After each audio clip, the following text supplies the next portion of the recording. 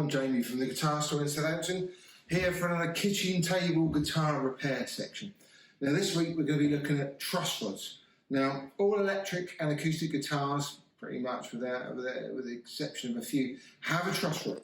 A truss rod is a metal rod that runs up the neck and you adjust it to adjust the camber of the neck either forwards or backwards to compensate for the tension of the strings. Now, access to the truss rod varies. Sometimes it's on the headstock, under a cover, can be open. Sometimes it's down at the base of the neck, but they all have a truss rod.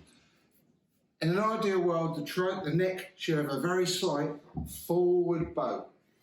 If it has a reverse bow, so the neck's tilted back, you'll find that the strings will rattle on the first few frets. Now I'm going to show you how you check a truss rod and how you don't check a truss rod.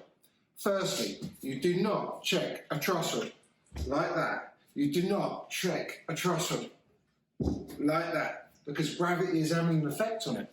If you're going to look down the neck, hold the guitar so there's no gravity on the neck, hold the guitar very lightly and look down the neck, down both sides of the fingerboard to see if you can see any either forward or reverse bow.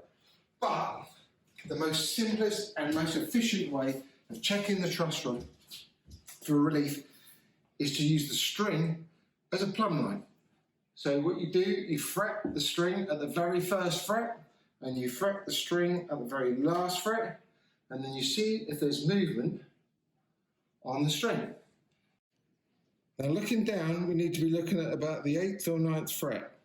And I'm just going to move that string with my little finger and you can see there is some relief. Now I would say that's a little bit too much.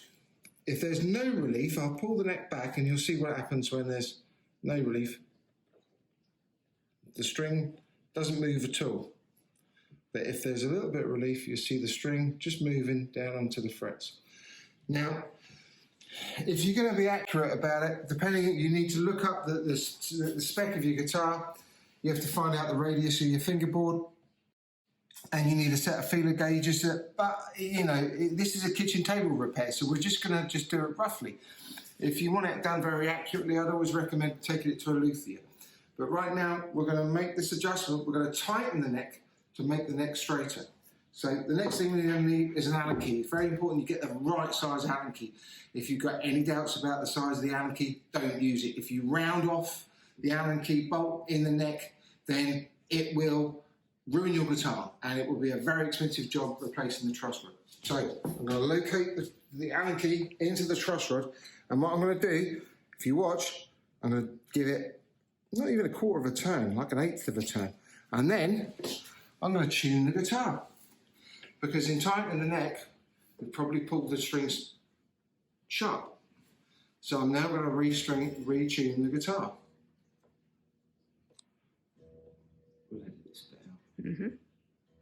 Right, tune the guitar. So now I'm going to check for relief again. See, the string is moving just a fraction. We're just looking here on the 7th and 8th fret. I've got it fretted at the 1st and the last fret, and you can just see that string just moving a fraction. Now that's acceptable to me, and I would just leave that as it is.